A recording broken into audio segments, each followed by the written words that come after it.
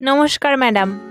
নমস্কার, কিন্তু তুমি কে? আপনি নিচে গার্ডকে বলেছিলেন না যে আপনার একটা কাজের মেয়ে দরকার, তাই উনি আমাকে পাঠালেন। ও আচ্ছা আচ্ছা, কিন্তু এটা কে? এটা আমার মেয়ে। আচ্ছা, ভেতরে আসুন। আপনি দাঁড়ান, আমি বানিয়ে আনছি। আরে না না, তুমি বসো, আমি চা বানিয়ে আনছি। বস।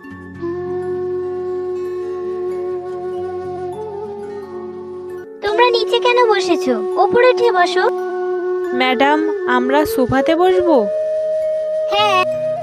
কিন্তু ম্যাডাম, আমরা তো সোফাতে বসি না। আরে সোফা তো বসার জন্যই, বসো ওখানে। ঠিক আছে ম্যাডাম, ওঠ মা। আয় বস।